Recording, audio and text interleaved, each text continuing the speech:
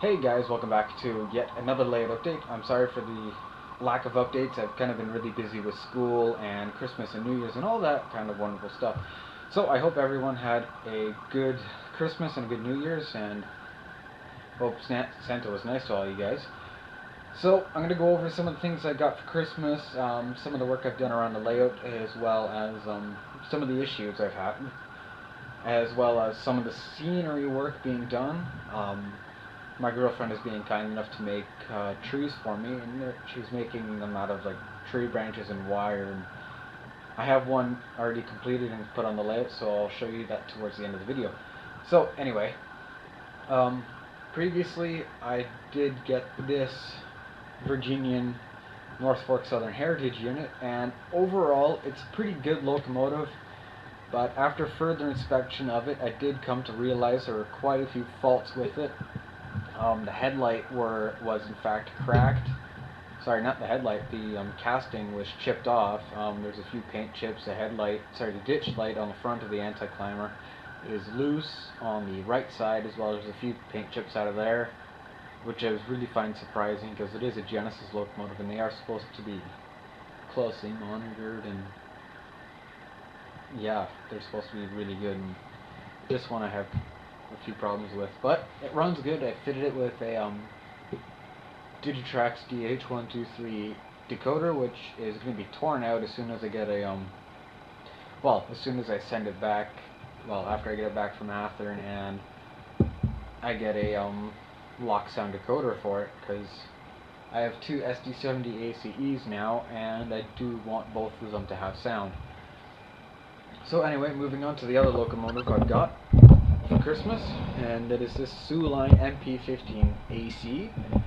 I got this with the intent of using it with my CP version, and again it's been fitted with a Digitrax DH123 decoder, and unfortunately that one is going to be torn out as well because the 1, 2, 3 decoders do not have more than 2 functions, so the beacon light on this locomotive does work, but the decoder doesn't operate it. So I'm going to fit it with like a Digitrax 163, which has 6 functions, and hopefully that actually does a better job with it. And I do trust a lot of my locomotive decoders to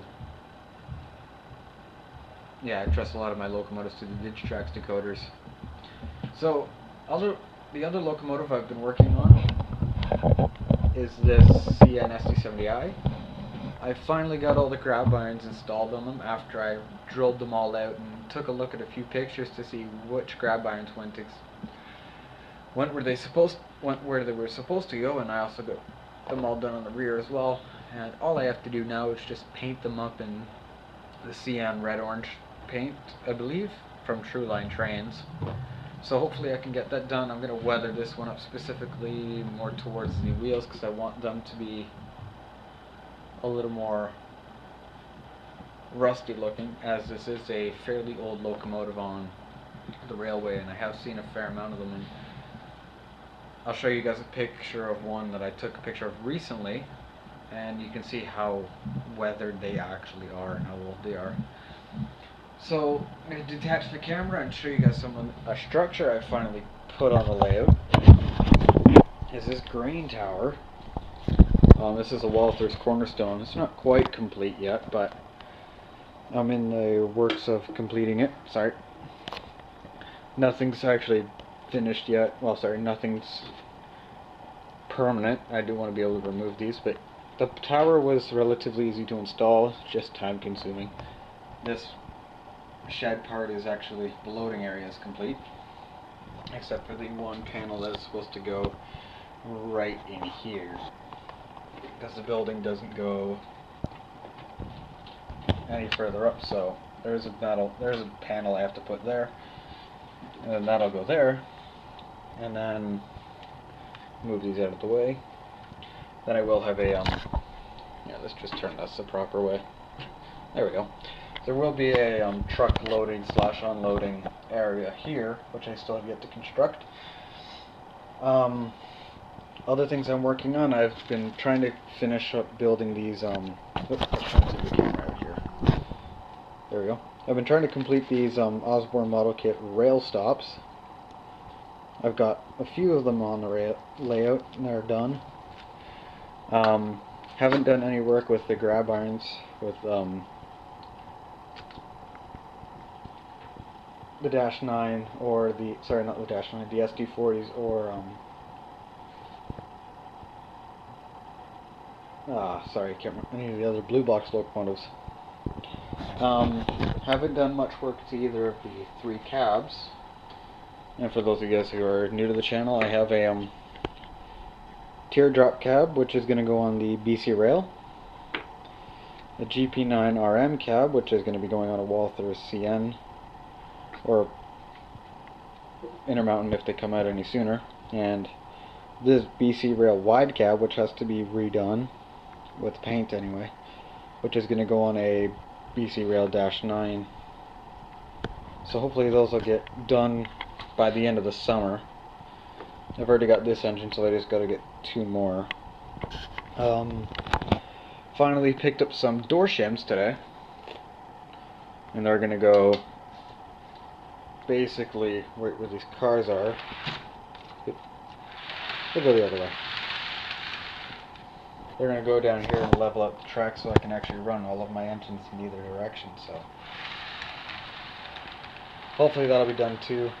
That means I may have to tear up this scenery that I've put a lot of work into in this area. So anyway, moving off to the last thing down here is the tree I've been working on, or was done for me, sorry. And it actually looks really good.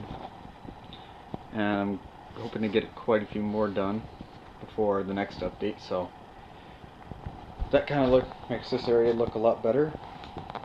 And yep, that's basically it for this layout update. Oh wait, sorry, nope, I got one other thing to show you guys. Well, a couple more things actually. See if I can find it over here in this mess. So I actually got these Osborne model kit switch stands, and there's 10 of them, so I'm going to station these around the yard, and I'm in the midst of trying to put one together, but with all the junk on the table here it's kind of hard. There's a bunch of detail parts that came with the SD70, the Virginian Heritage unit, and looking through my NCE packaging, I actually found out I can send it back and get a upgrade, and hopefully it'll actually remember, if they do the upgrade, it'll end up remembering 6 road numbers rather than just 2, which is a bit of a pain. I'm just trying to think here, what else is there? And I don't think there's anything else, so that's it for this late update, guys. I hope you guys have enjoyed, and stay tuned for more. See you later.